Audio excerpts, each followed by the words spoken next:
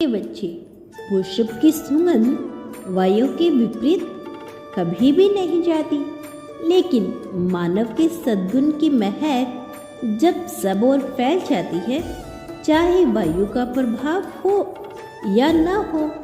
जब व्यक्ति मेहनत की कसौटी को पार करता है तो उसका व्यक्तित्व सुगंधित पुष्प की भांति ही खिल उठता है, जिसकी महक सभी दिशाओं में फैल जाती है। प्रिय बच्चे, तुम यह मत सोचो कि तुम जो कर रहे हो उसे कोई देख नहीं रहा है और दूसरे क्या करते हैं।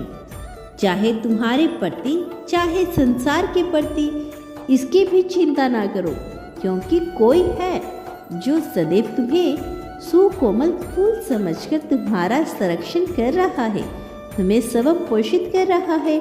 प्रिय बच्चे, जिस व्यक्ति ने स्वयं कभी फूल लगाया हो, वह यह कैसे सोच सकता है कि वह कभी खिले ना।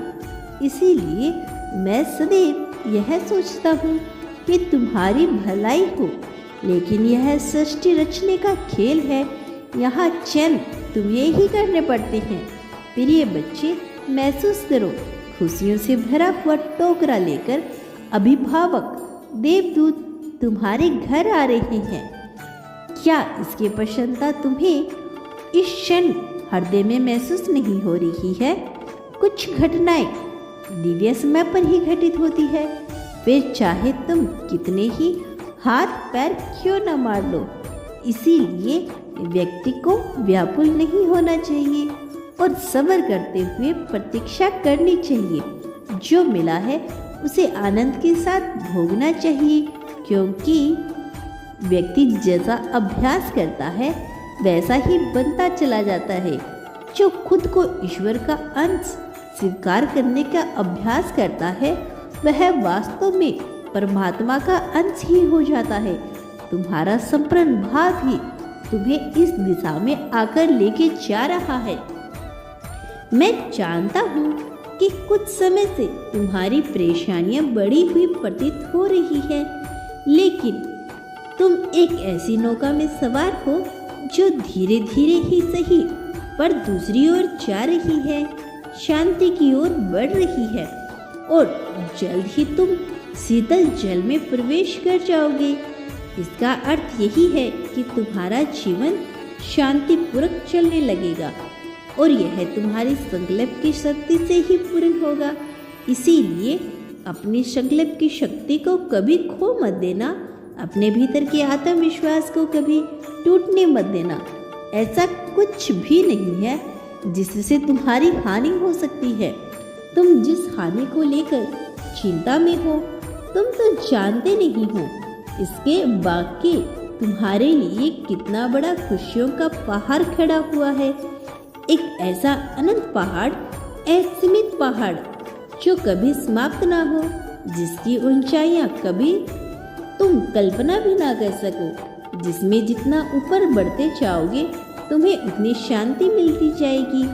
प्रिय बच्चे, अभी तुम्हारे मन में यह बात आ रही है कि तुम्हारा कार्य पूर्ण नहीं हुआ है और सोचो, कभी कभी तुम इस कदर स्वार्थी हो जाती हो कि यदि तुम्हारी सोच के अनुसार ना हो तो तुम मुझ पर संदेह करते हो, तुम मुझ पर प्रश्न उठाते हो। अपनी कमियां और अपनी गलतियों का विचार न करके तुम सारा इल्जाम मुझ पे थोप देते हो, मुझे दोषी बना देते हो। जब खुशियां मिलती है तो मुझे प्रसन्न भाव में आभार व्यक्त नहीं करते, लेकिन दुख मिलते ही सारा दोष मेरे ऊपर ही मंड देते हो, जबकि यह विचार नहीं करते कि इस संसार में ऐसे भी लोग हैं जो तुमसे कितना ज़्यादा गए गुजरे हैं, जिनके पास वह सब भी नहीं है जो तुम्हें हासिल हुआ है। क्या तुमने यह सब अपनी योग्यता से प्राप्त किया है जो तुम्हारे पास आ रहा है? क्या वास्तव में तुम हृदय से स्वीकार करते हो कि तुम इसके योग्य थे? आज तुम्हारा शरीर तुम्हारे पास सबसे बड़ा धन है, लेकिन तुम्हारे पास तुम्हारा स्वास्थ्य शरीर तुम कभी इसकी कल्पना नहीं करते और यह कितना बेहतर हो सकता था। तुम आभार व्यक्त करने के बजाय दोष देते रहते हो। यदि तुम्हारा एक कार्य सफल नहीं हुआ तो तुम मुझे झूठा ठहराते हो, तुम ब्रह्मांड को ही झूठा ठहरा देते हो। मेरे प्रिय, इस तरह से तो तुम जो चाहो वह हो जाए। यदि तुम्हें ऐसा लगता है तो यह समस्त नहीं, वास्तविकता में जो तुम चाहता है वही है, लेकिन इस अनुसार नहीं जैसा तुम सोचते हो। यदि ऐसा होने लगे तो संसार के प्रत्येक मनुष्य के अनुसार कार्य करना होगा। यदि ऐसा होने लगे तो तुम स्वयं विचार करो कि कितना विरोधाभास इस संसार में उत्पन्न हो जाएगा। तुम्हें लगता है केवल तुम्हारा ही जीवन इस संसार में मौजूद है, लेकिन ऐसा नहीं है। यह सारा जीवन तुमसे ही सम्मिलित है, तुमसे ही जुड़ा हुआ है। लेकिन हर जीवन अपने आप में विशिष्ट है, हर जीवन का एक मूल्य है। कई बार यह ब्रह्मांड तुम्हें निर्दयी लग सकता है, लेकिन इसके पीछे छुपा हुआ रहस्य तुम नहीं देख पाते हो। तुम बस स्थायी छिछली बातों पर विचार करते हो। इसके बेहतर उतर कर यह नहीं देखते कि कितना खजाना भरा पड़ा है इसमें। दूसरों पर आश्रित होकर तुम चाहते हो कि तुम्हारा जीवन ऐसे बीत जाए जिसमें कोई कष्ट ना हो। मेरे प्रिय, मैं भी यही चाहता हूँ कि तुम्हारे जीवन में कोई कष्ट ना हो, लेकिन तुम्हें क्या प्रयास नहीं करना होगा, तुम्हें क्या कदम नहीं बढ़ाने होंगे। तुम्हें अर्थक प्रयास करना होगा। संग्रह तो आएगा ही, लेकिन इन संग्रह से लड़ना होगा। तुम्हें इन संग्रहों के सामने आना होगा, तुम्हें उनका सामना करना ही होगा। तुम्हें तुम्हारी जीत निश्चित है। मैं यह नहीं सुनिश्चित करता हूँ, यूँ कहीं कि मैं इसकी गारंटी देता हूँ, लेकिन तुम्हें प्रयास करना होगा, तुम्हें प्रयत्नशील होना होगा। तुम प्रकाश को नहीं देख पा रही हो, इस दिव्यता को नहीं देख पा रही हो जो तुम्हारे जीवन में भेजा जा रहा है। मेरे प्रिय बच्चे, अपने जीवन की गहराई में उतरकर अपने जीवन को दर्शन देखो, अपने जीवन का विचार करो। तुम्हें जो प्राप्त है उसका आभार व्यक्त करना शुरू करो। जो प्राप्त है, यदि उसका आभार भी नहीं व्यक्त करोगे तो जो नहीं प्राप्त है वह भी कैसे प्राप्त होगा। सर्वप्रथम शिकायतें करना बंद कर दो। यदि एक कार्य नहीं हुआ तो इसका मतलब यह नहीं है कि तुम्हारा जीवन रुक गया है। इसका यह मतलब नहीं है कि वह संपन्न नहीं होगा। तुम एक छोटे से रेत के भंडार को अपने जीवन में उतारना चाहते हो, लेकिन इसके आगे जो खुशियों का विशाल पहाड़ है उस तक अपने कदम तो बढ़ाओ। तुम एक कदम बढ़ाओ, तुम्हें वह सब कुछ हासिल होगा जो तुम पाना चाहते हो। लेकिन सकारात्मक सोच के साथ तुम्हें आगे बढ़ो। तुम यदि विभिन्न प्रकार की धारणाओं और मान्यताओं में फंसे रहोगे तो तुम कैसे देख पाओगे कि तुम्हारा जीवन में क्या चीज तुम्हें दी जा रही है। यदि तुम दूसरों के द्वारा बनाई गई चीजों में फंसे रहोगे, यदि स्वयं से विचार नहीं करोगे, स्वयं की सत्यता पर खरे नहीं उतरोगे, तो फिर तुम्हारा जीवन दूसरों से भिन्न कैसे हो सकता है। जब तुम वही कार्य कर रहे हो जो दूसरे कर रहे हैं, तो तुम्हें वही जीवन जीना पड़ेगा जो दूसरे जी रहे हैं। तुम उस समय अविश्वसनीय जीवन की कल्पना कैसे कर सकते हो। अविश्वसनीय जीवन की कल्पना करने के लिए अविश्वसनीय कार्य भी करने होंगे, तभी अविश्वसनीय जीवन हासिल भी होगा। मैं नहीं कहता कि यह मुश्किल है, मैं नहीं कहता कि यह होगा नहीं, निश्चित तौर पर होगा। तुम्हारे जीवन में अविश्वसनीय रूप से बदल जाएगा। तुम्हारा जीवन अति विशिष्ट है, लेकिन इस विशेषता का लाभ उठाने के लिए तुम्हें थोड़ा कर्म भी करने होंगे। मैं कह रहा हूँ कि तुम अपने कर्मों को सही दिशा में लगाओ, अपने कर्मों को सही तरीके से करो, सही नियत के साथ करो। तुम्हें हराने वाला इस संसार में कौन हुआ है?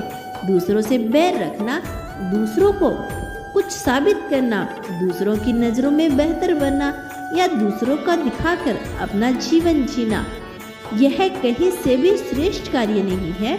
तुम्हारा जीवन यदि गौर से विचार करोगे तो अभी दूसरों के लिए जी रही हो, दूसरों को कुछ दिखाने के लिए जी रही हो, दूसरों को कुछ साबित करने के लिए जी रही हो। तुम एक बार दूसरों को साबित करना बंद कर दो। मैं तुम्हारी जीत को ऐसे साबित करूंगा कि दूसरे स्वयं ही चकित हो जाएंगे, बाकी सभी स्वयं ही हैरानी से भर जाएंगे। तुम एक बार यह विचार करना बंद करो कि फिर अन्य लोग तुम्हारे बारे में क्या सोचते हैं।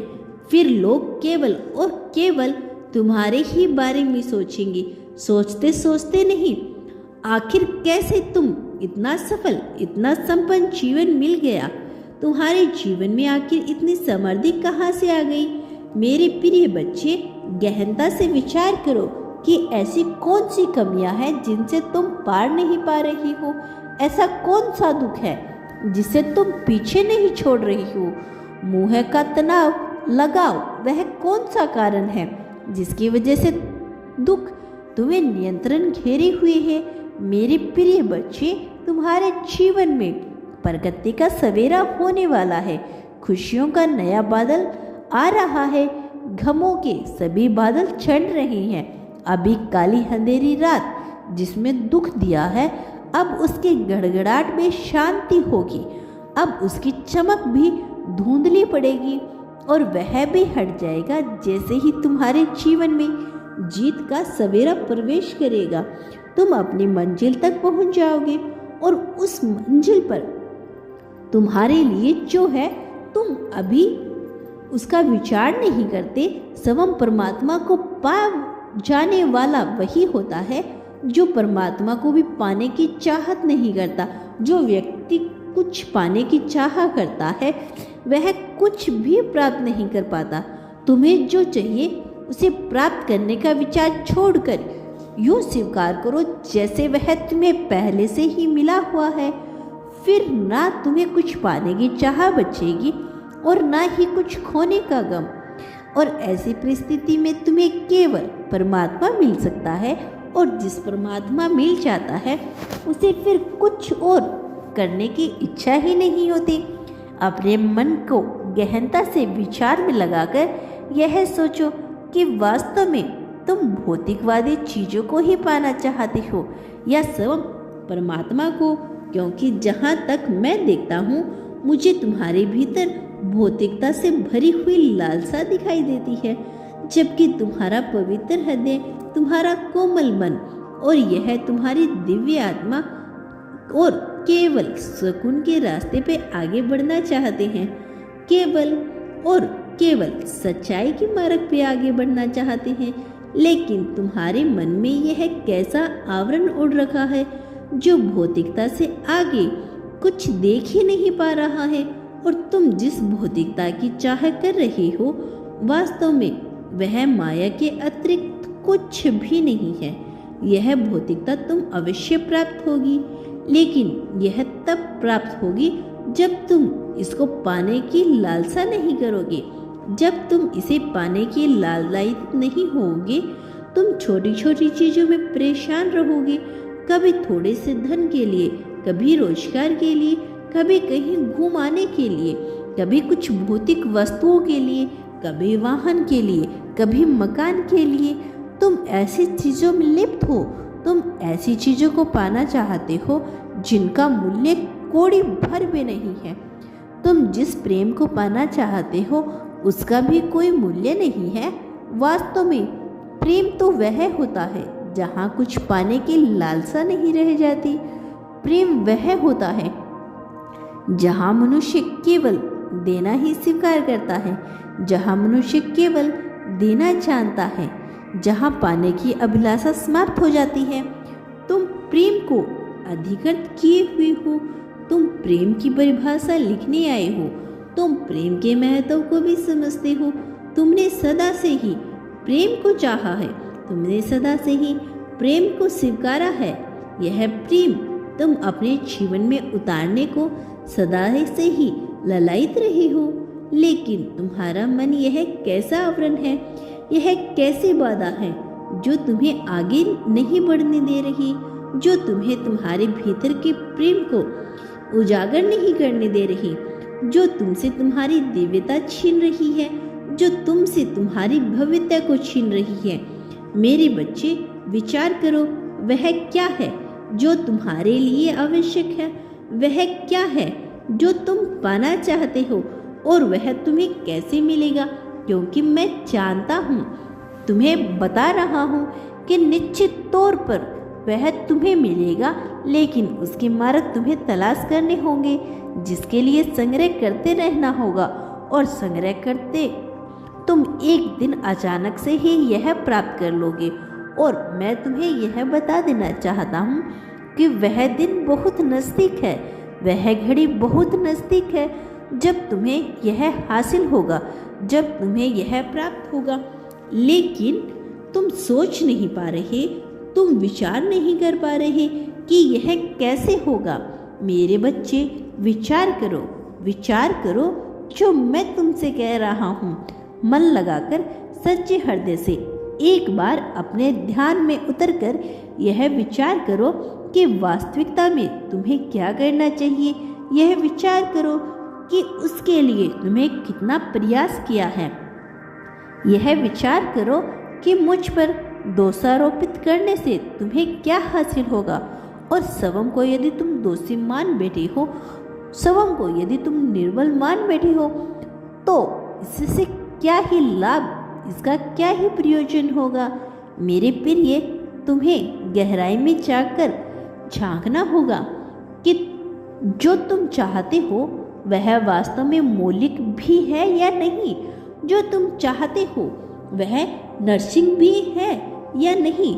जो तुम चाह रही हो वह सत्य भी है या केवल माया से ही लिप्त है। मेरे प्रिय, तुम संसार में अपनी जीत दर्ज करने आए हो। तुम संसार में खुशियों का उपभोग करने आए हो, लेकिन खुशियों की परिभाषा प्रत्येक जीव के लिए अलग होती है। प्रत्येक मनुष्य का सपना, प्रत्येक जीव का सपना भिन्न होता है, लेकिन उनके सपनों के मूल में केवल और केवल उनकी खुशियाँ का ही विचार होता है।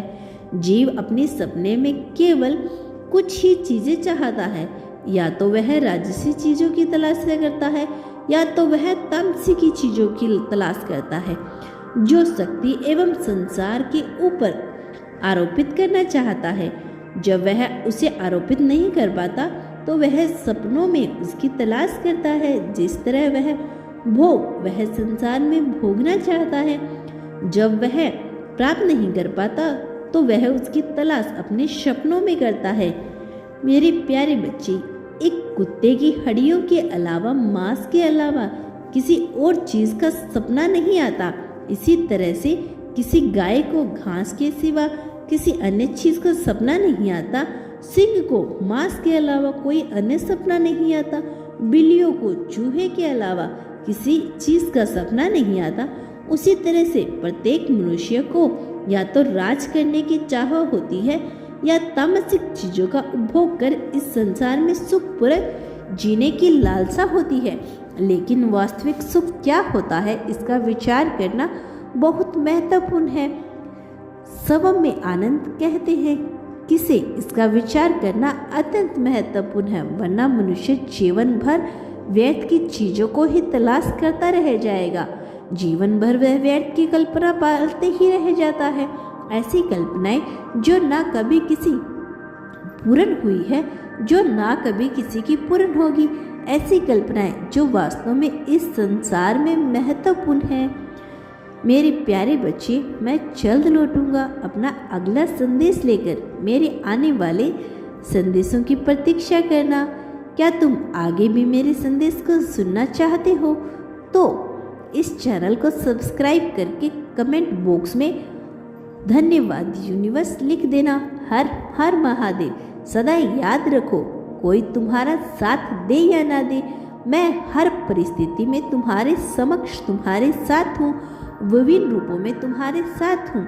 सदा सुखी रहो मेरे आने वाले संदेशों की प्रतीक्षा करना। मैं आऊँगा तुम्हें मार्ग दिखाने, तुम्हारा मार्गदर्शन करने, तुम्हारा हाथ पकड़कर तुम्हें जीत की दिशा में ले जाने के लिए। यदि कोई तुम पर बुरी नज़र डालेगा, तुम्हें हराने का प्रयत्न करेगा, तो मैं उसका विनाश कर डालूंगा, तुम्हारा कल्याण होगा।